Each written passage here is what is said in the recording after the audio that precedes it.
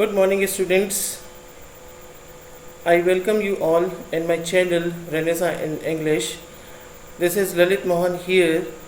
I have 13 years of experience as TGT and PGT both, and as a principal 2 years of experience. दोस्तों, हमें कुछ comments मिले कि आप सारी वीडियोस इंग्लिश में बनाते हैं, तो इसलिए हमने उन लोगों की पहुंच तक जो इसको हिंदी में भी सुनना चाहते हैं, आज इसको हिंदी और इंग्लिश दोनों में हमने इसको बनाया है। फ्रॉम अवर वेरी चाइल्डहुड, हमने क्लास 10 का एक टॉपिक लिया है आज, जिसका नाम है Bholi. Now we are explaining this one. From her very childhood Bholi was neglected at home. उसको अनदेखा किया जाता था घर पर। When her teacher take special interest in her, जब उसके टीचर ने उस पर क्या स्पेशल इंटरेस्ट दिखाया, आज हम इस पर पढ़ेंगे। Did Bholi measure up to her teacher's expectations, क्या वो उसके एक्सपेक्टेशंस को, उसकी आशाओं को पूरा करती है? चलिए देखते हैं। Her name was Sulekha, but since her childhood everyone had been calling her Bholi. बचपन से ही सब उसको भोली कहा करते थे, the simpleton. She was the fourth daughter of Nambardar Ramlal. When she was 10 months old, she had fallen off the cot on her head and perhaps it had damaged some part of her brain. जब वो 10 साल की थी, 10 महीने की थी, तब वो एक खाट से गिर पड़ी थी। It is cot is bed. उससे गिर पड़ी थी और उसके ब्रेन का कुछ पार्ट डैमेज हो गया था। That was why she remained a backward child. तब से वो एक backward child कहलाती है, and came to be known as भोली the simpleton, और उसको भोली के नाम से जाना जाता है। At birth, the child was very fair and pretty, but when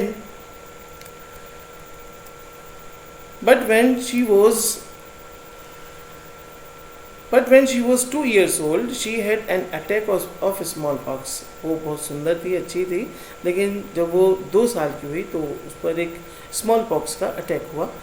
Only the eyes were saved, सिर्फ आँखें ही बची थी, but the entire body was permanently disfigured by deep black pock marks. उसके पूरी बॉडी पर पॉक मार्क्स हो गए थे, छोटे छोटे काले धब्बे होते हैं।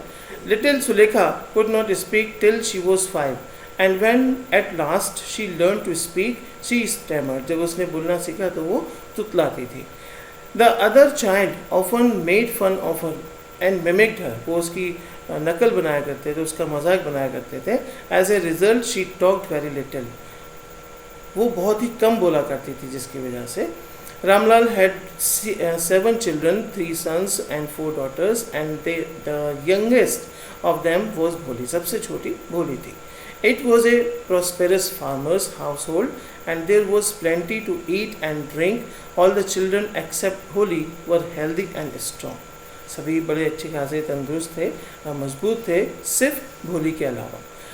The sons had been sent to the city to study in schools and later in colleges. Of the daughters, जो daughters थी उनमें से दादा, the eldest, सबसे बड़ी थी, had already been married. उसकी पहले ही शादी हो चुकी थी। The second daughter Mangla's marriage had also been settled. उसकी शादी तय हो चुकी थी। And when that was done, Ramlal would think of third. और जब ये सब हुआ तो वो थर्ड के बारे में सोच रहे थे, means she was going to be married. They were good looking, सब good looking से, healthy girls, and it was not difficult to find bridegrooms for them.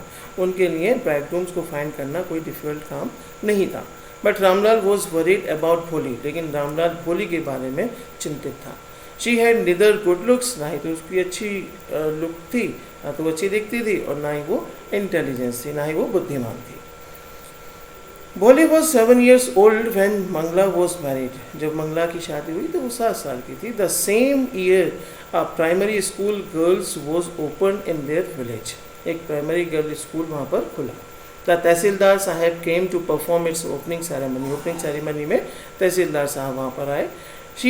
He said to Ramlal, as a revenue official you are the representative of the government. यानी जैसे आप revenue official हैं, आप government के प्रतिनिधि हैं in the village, and so you must set an example to the villages. तो आपको विलेजर्स के लिए एक एग्जाम्पल सेट करना है, मीन्स आपको एक रोल मॉडल बनना है। You must send your daughters to school, आपको अपनी डॉटर्स को स्कूल भेजना होगा।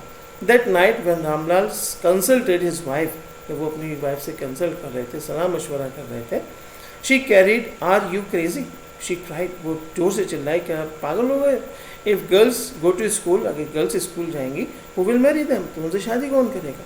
But Ramlal had not the courage to disobey the tahsildar, उसमें हिम्मत नहीं थी तहसीलदार को वो मना कर सके।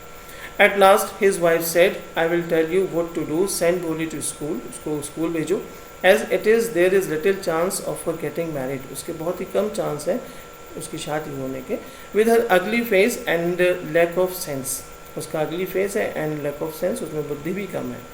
Late the teachers at school worry about her, teachers को वरी होने दीजिए, it is a good thing that she want to send that child in the school. The next day Ramlal caught Bholi by the hand and said, come with me, I will take you to school. Bholi was frightened, वो डर गई। She did not know what a school was like. She remembered how a few days ago their old cow Lakshmi had been turned out of the house and sold. उसे पता था किस तरह से लक्ष्मी को घर से ले गए थे और उसे बेच दिया गया था। No, no, no, no, no, no. She shouted in her terror and pulled her hand away from her father's grip. उसने अपने फादर से अपना हाथ छुड़ाया और भाग गई। What's the matter with you, you fool? shouted Ramlal. I am only taking you to school. मैं सिर्फ तुम्हें स्कूल ले जा रहा हूँ। Then he told his wife, let her wear some decent clothes. उसे कुछ अच्छे कपड़े पहनने के लिए दो, or else what will the teachers and the other school girls think of us when they see her? जब वो हम इसे देखेंगे तो हमारे बारे में क्या सोचेंगे, हमारी क्या इज्जत रह जाएगी। New clothes had been made for Bholi, उसके लिए नए क्लोथ्स बनाए गए। The old dresses of her sisters were passed on to her, जो पुरानी ड्रेसेस थी उसकी सिस्टर की वो उसको दे दी गई। No one care to mend or wash her clothes, कोई चिंता नहीं करता था उसकी वॉश क्लोथ्स को रिपेयर किया जाए और उसके क्लोथ्स को वॉश किया जाए। But today she was lucky to receive a clean dress which had shrunk after many washings and no longer fitted Champa. She was even bathed and oil was rubbed into her dry and matted hairs. Only then did she begin to believe that she was being taken to a place better than her home. तभी उसे विश्वास हुआ कि हाँ उसे ऐसे place पर भेजा जा रहा है which is better than her home, जो उसके घर से अच्छा है। तो यहाँ तक अभी आप लोग पढ़ें till that paragraph, you have to read the lesson. If you are unable to understand anything, you have to write down in the comment box, and please don't forget to subscribe and share this to other students so that they will be somehow benefited by this video. Thank you so much. Thank you. Have a nice day.